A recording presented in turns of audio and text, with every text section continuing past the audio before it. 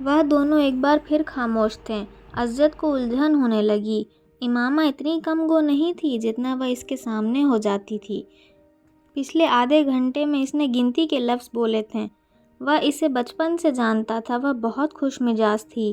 ان دونوں کی نسبت ٹھہرائے جانے کے بعد بھی ابتدائی سال میں اس میں کوئی تبدیلی نہیں آئی تھی۔ عزت کو اس سے بات کر کے خوشی محسوس ہوتی تھی۔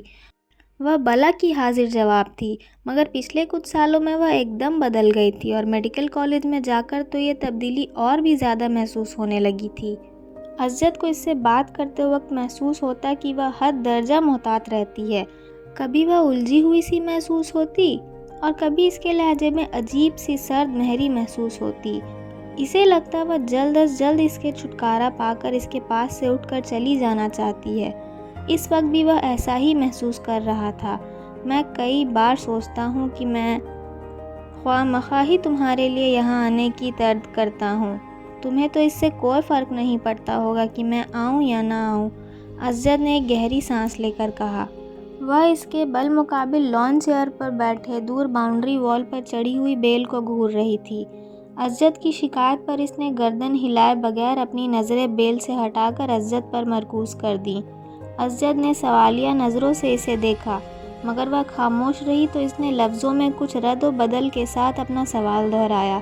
تمہیں میرے آنے سے کوئی فرق نہیں پڑے گا نا امامہ؟ کیوں، ٹھیک کہہ رہا ہوں میں؟ اب میں کیا کہہ سکتی ہوں اس پہ؟ تم کم از کم انکار تو کر سکتی ہو، میری بات کو جھٹلا تو سکتی ہو کہ ایسی بات نہیں ہے، میں غلط سوچ رہا ہوں۔ اور ایسی بات نہیں ہے، آپ غلط سوچ رہے ہیں، امامہ نے اس کی بات کاٹ کر کہا۔ اس کا لہجہ اب بھی اتنا ہی ٹھنڈا اور چہرہ اتنا ہی بے تاثر تھا جتنا پہلے تھا۔ عزت ایک ٹھنڈی سانس لے کر رک گیا۔ ہاں، میری یہی دعا ہے اور خواہش تو یہی ہے کہ ایسا نہ ہو، اور میں واقعی غلط سوچ رہا ہوں، مگر تم سے بات کرتے ہوئے میں ہر بار ایسا ہی محسوس کرتا ہوں۔ کس بات سے آپ ایسا محسوس کرتے ہیں؟ اس بار پہلی بار عزت کو اس کی آواز میں کچھ ناراضی جھلکتی ہوئی محسوس ہوئی۔ بہت سی باتوں سے۔ تم میری کس بات کا ڈھنگ سے جواب ہی نہیں دیتی؟ حالانکہ میں آپ کی ہر بات کا ڈھنگ سے جواب دینے کی بھرپور کوشش کرتی ہوں، لیکن اب اگر آپ کو میرے جواب پسند نہ آئے تو میں کیا کر سکتی ہوں؟ عزت کو اس بار بات کرتے ہوئے وہ کچھ مزید خفا محسوس ہوئی۔ میں نے یہ کب کہا کہ مجھے تمہارا جواب پسند نہیں آئے؟ میں تو صرف یہ کہہ رہا تھا کہ میری ہر بات کا جواب میں تمہارے پاس ہاں اور نہیں کے علاوہ کچھ نہیں ہوتا۔ بعض دفعہ تو مجھے لگتا ہے میں اپنے آپ سے باتیں کر رہا ہوں۔ اگر آپ مجھ سے پوچھیں گے کہ تم ٹھیک ہو تو میں اس کا جواب ہاں یا نہیں میں ہی دوں گی نا۔ ہاں اور نہیں کے علاوہ اس سوال کا جواب کس تقریر سے دیا جا سکتا ہے؟ تو آپ مجھے وہ دے دیں، میں وہی کر دوں گی۔ وہ بالکل سنجیدہ تھی۔ ہاں اور نہیں کے ساتھ بھی تو کچھ کہا جا سکتا ہے، اور کچھ نہیں تو تم جواباً میرا حال ہی پوچھ سکتی ہو۔ میں آپ کا کیا حال پوچھوں؟ ظاہر ہے اگر آپ میرے گھر آئے ہیں، میرے سامنے بیٹھے ہیں، مجھ سے باتیں کر رہے ہیں تو اس کا واضح مطلب تو یہی ہے کہ آپ ٹھیک ہیں، ورنہ آپ اس وقت اپنے گھر اپنے بستر پر پڑے ہوئے ہوتے۔ یہ فارمیلٹی ہوتی ہے امامہ، اور آپ جانتے ہیں میں فارمیلٹی پر یقین نہیں رکھتی۔ آپ بھی مجھے میرا حال نہ پوچھا کریں، میں بالکل مائنڈ نہیں کروں گی۔ عزت جیسے لاجواب ہو گیا۔ ٹھیک ہے، فارمیلٹی کو چھوڑو، بندہ کوئی اور بات ہی کر لیتا ہے، کچھ ڈسکس کر لیتا ہے، اپنی مصروفیات کے بارے میں ہی کچھ بتا دیتا ہے۔ عزت، میں آپ سے کیا ڈسکس کروں؟ آپ بزنس کرتے ہیں، میں میڈیکل کی اسٹوڈنٹ ہوں۔ آپ سے میں کیا پوچھوں؟ اسٹاک مارکیٹ کی پوزیشن، ٹرینڈ بلش تھا یا بیئرش، انڈیکس میں کتنے پوائنٹ کا اضافہ ہوا، یا الگ کنسائنمنٹ کہاں بھیجا جا رہا ہے، اس بار گورنمنٹ نے آپ کو کتنی ریبٹ دی؟ اس کا لہجہ اب بھی اتنا ہی سرد تھا۔ یا آپ سے اناٹومی ڈسکس کروں، کون سے عوامل انسان کے جگر کو متاثر کر سکتے ہیں، بائی پاس سرجری میں اس سال کون سی نئی تکنیک کا استعمال کیا گیا ہے، دل کی دھڑکن بحال کرنے کے لیے کتنے وولٹ کا الیکٹرک شاک دیا جا سکتا ہے۔ تو ہم دونوں کی مصروفیات ہی الگ ہے، تو ان کے بارے میں کیا ڈسکشن کیا جا سکتا ہے، اور آپ اور میں محبت اور بے تکلفی کی کون سی منزلیں طے کریں گے؟ وہ میری سمجھ سے باہر ہے۔ عزت کا چہرہ سرخ ہو گیا۔ اب وہ اس لمحے کو کوس رہا تھا جب اس نے امامہ سے شکایت کی تھی۔ اور بھی تو مصروفیات ہوتی ہیں انسان کی، عزت نے قدرے کمزور لہجے میں کہا۔ نہیں، پڑھائی کے علاوہ میری اور تو کوئی مصروفیات نہیں ہیں، امامہ نے قطعی سر ہلاتے ہوئے کہا۔ پہلے بھی تو ہم دونوں آپس میں بہت سی باتیں کرتے تھے، امامہ نے اس کی بات کاٹ دی۔ پہلے کی بات چھوڑیں، اب میں وقت ضائع کرنا افورڈ نہیں کر سکتی۔ حیرت مجھے آپ پر ہو رہی ہے، آپ بزنس میں ہو کر اتنی امیچور اور ایموشنل سوچ رکھتے ہیں، آپ کو تو خود بہت پریکٹیکل ہونا چاہیے۔ عزت کچھ نہ بول سکا۔ ہم دونوں کے درمیان جو رشتہ ہے وہ ہم دونوں جانتے ہیں، اب اگر میری پریکٹیکل اپروچ سے بے اتفاقی، بے نیازی، ناراضی سمجھے تو میں کیا کر سکتی ہوں؟ میں آپ کے ساتھ یہاں بیٹھی ہوں تو اس کا مطلب یہی ہے کہ میں اس رشتے کو اہمیت دے رہی ہوں، ورنہ کوئی اجنبی تو اس طرح یہاں میرے ساتھ بیٹھ کر چائے نہیں پی سکتا۔ وہ ایک لمحے کے لیے رکی۔ اور جہاں تک بات تعلق کی ہے کہ آپ کے آنے یا نہ آنے سے مجھے کوئی فرق پڑے گا یا نہیں، حقیقت یہ ہے کہ ہم دونوں ہی بہت مصروف رہتے ہیں۔ ہم ماڈرن ایج میں پیدا ہوئے ہیں، نہ میں کوئی ہیر ہوں کہ آپ کے لیے گھی کی چوری لے جا کر گھنٹوں آپ کی بانسری سنتے رہوں گی، نہ آپ کوئی رانجھے کے قبیلے سے تعلق رکھتے ہیں کہ میرے لیے گھنٹوں یہ فریضہ سر انجام دیں۔ سچ یہی ہے کہ فرق واقعی نہیں پڑتا ہے کہ ہم دونوں ملیں یا نہ ملیں، باتیں کریں یا نہ کریں، ہمارا رشتہ وہی رہے گا جو اب ہے، یا آپ کو لگتا ہے اس میں کوئی تبدیلی آ سکتی ہے؟ اگر عزت کے ماتھے پر پسینہ نہیں آیا تھا تو اس کی واحد وجہ دسمبر کا مہینہ تھا۔ ان دونوں کی عمر میں 8 سال کا فرق تھا، مگر اس وقت پہلی بار عزت کو یہ فرق 18 سال کا محسوس ہوا تھا۔ وہ اسے اپنے سے 18 سال بڑی لگی تھی۔ 2 ہفتے پہلے وہ 19 سال کی ہوئی تھی، مگر اس وقت عزت کو لگ رہا تھا جیسے وہ ٹین ایج سے سیدھا اڈھیر عمر میں چلی گئی ہو، اور خود وہ ایک بار پھر پری ٹین میں آ گیا تھا۔ وہ اس کے بلا مقابل ٹانگ پر ٹانگ رکھے عزت کے چہرے پر نظریں جمائے بے تاثیر انداز میں اسے جواب کے منتظر تھی۔ عزت نے کرسی کے ہتھے پر ٹکے اس کے ہاتھ میں منگنی کی انگوٹھی کو دیکھا اور خخار کر اپنا گلا صاف کرنے کی کوشش کی۔ تم بالکل ٹھیک کہہ رہی ہو، میں صرف اس لیے ڈسکشن کی بات کر رہا تھا کہ ہمارے درمیان انڈرسٹینڈنگ ڈیولپ ہو سکے۔ عزت، میں آپ کو بہت اچھی طرح سمجھتی ہوں اور جانتی ہوں، اور یہ جان کر مجھے افسوس ہوا کہ آپ سمجھتے ہیں کہ ہمارے درمیان ابھی بھی انڈرسٹینڈنگ کو ڈیولپ کرنے کی ضرورت ہے۔ میرا خیال تھا ہم دونوں کے درمیان اچھی خاصی انڈرسٹینڈنگ ہے۔ وہ عزت کا دن نہیں تھا، عزت نے اعتراف کیا۔ اور اگر آپ کا یہ خیال ہے کہ انیٹومی یا بزنس کے ڈسکشن کر کے ہم کوئی انڈرسٹینڈنگ ڈیولپ کر لیں گے تو ٹھیک ہے، آئندہ ہم یہی ڈسکس کر لیں گے۔ امامہ کے لہجے میں لاپرواہی کا اثر واضح تھا۔ تم کو میری بات بری لگی ہے؟ بالکل بھی نہیں، میں کیوں برا مانوں گی؟ اس کے لہجے میں موجود حیرت کی عنصر نے عزت کو مزید شرمندہ کیا۔ شاید میں نے غلط بات کی ہے، شاید نہیں، یقیناً، اس نے تینوں لفظوں پر باری باری زور دیتے ہوئے کہا۔ تم جانتی ہو میرے نزدیک یہ رشتہ کتنی اہمیت کا حامل ہے۔ میری بہت سے خواب ہیں اس رشتے کے حوالے سے، تمہارے حوالے سے، عزت نے ایک گہری سانس لے کر کہا۔ امامہ بے تاثیر چہرے کے ساتھ اسے بیل کو دیکھ رہی تھی۔ شاید اس لیے میں ضرورت سے زیادہ حساس ہو جاتا ہوں۔ مجھے اس رشتے کے حوالے سے کوئی خوف نہیں ہے، میں جانتا ہوں یہ رشتہ ہم دونوں کی مرضی سے ہوا ہے۔ وہ اس کے چہرے سے نظریں جمائے بڑے جذب سے کہہ رہا تھا، اور ایک دم ہی اسے ایک بار پھر احساس ہونے لگا تھا جیسے وہ وہاں موجود نہیں تھی، اس کی بات نہیں سن رہی تھی۔ عزت کو لگا وہ ایک بار پھر خود سے ہی باتیں کر رہا تھا۔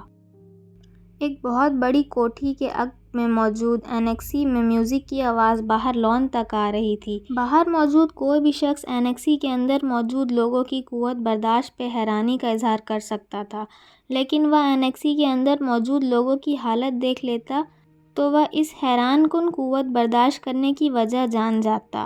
اینیکسی کے اندر موجود 6 لڑکے جس حالت میں تھے، اس حالت میں اس سے زیادہ تیز اور بلند میوزک بھی ان پر اثر انداز نہ ہو سکتا تھا، اور جہاں تک 7ویں لڑکے کا تعلق تھا تو وہ ایسی کسی چیز سے متاثر نہیں ہوا تھا۔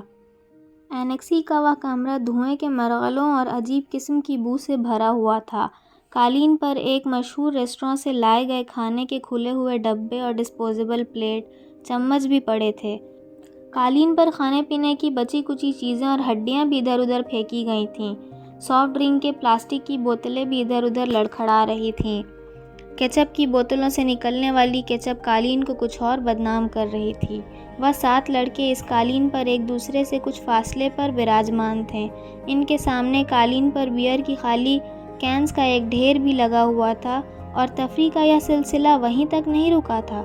اس وقت وہ ان ڈرنک کا استعمال کرنے میں مصروف تھے جن کا انتظام ان میں سے ایک نے کیا تھا۔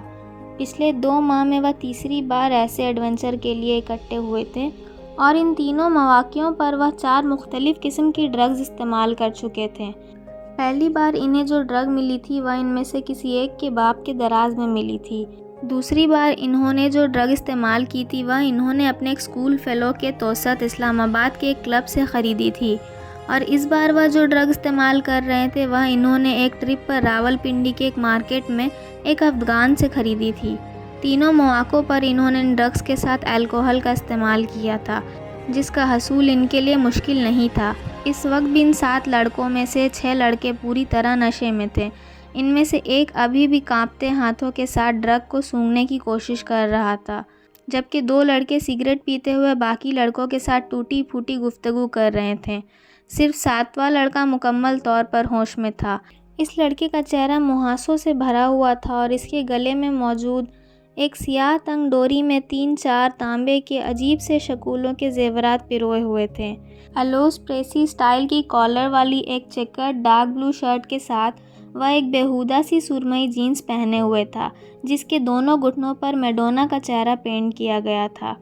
اس نے آنکھیں کھول کر اپنے دائیں طرف موجود لڑکوں پر ایک اچٹنی نظر ڈالی۔ اس کی آنکھیں سرخ ہو رہی تھیں، مگر اس سرخی کے باوجود وہ ایسا کوئی تاثر نہیں دے رہی تھی کہ وہ باقی لڑکوں کی طرح مکمل طور پر نشے میں گرفتار تھا۔ چند منٹ انہیں دیکھنے کے بعد اس نے سیدھے ہوتے ہوئے ڈبے میں موجود باقی ڈرگ کون میں ڈال دی اور ایک چھوٹے سے اسٹرا کے ساتھ اسے سونگھنے لگا۔ کافی دیر کے بعد اس نے اسٹرا کے ایک طرف پھینک دیا اور اپنی ہاتھ کی پور پر تھوڑی سی ڈرگ رکھ کر زبان کی نوک کے ساتھ کچھ دلچسپی تجسس مگر احتیاط کے ساتھ اسے چکھا۔ دوسرے ہی لمحے اس نے برق رفتاری کے ساتھ اپنی بائیں جانب تھوکا۔ ڈرگ یقیناً بہت اچھی کوالٹی کی تھی۔ اس کی آنکھیں اب پہلے سے زیادہ سرخ ہو رہی تھی، مگر اب بھی وہ اپنے ہوش و حواس میں تھا۔ اس کے چہرے کے تاثرات سے اندازہ ہو رہا تھا کہ وہ اپنی اس سرگرمی میں کچھ زیادہ محظوظ نہیں ہوا تھا۔ 1-2 منٹ کے بعد اس نے اپنے پاس قالین پر پڑے ہوئے بیئر کے کین چند گھونٹ لیتے ہوئے جیسے ڈرگ کے ذائقے کو صاف کرنے کی کوشش کی۔ کین رکھنے کے بعد وہ چند منٹ تک کون کو موجود ڈرگ کو دیکھتا رہا۔ دوسرے 6 لڑکے اس وقت تک نشے میں پوری طرح دھت کارپیٹ پر اوندھے سیدھے پڑے تھے، مگر وہ اب بھی اس طرح بیٹھا تھا۔ کین میں موجود بیئر کے گھونٹ لیتے ہوئے وہ پرسوچ انداز میں ان سب کو دیکھ رہا تھا۔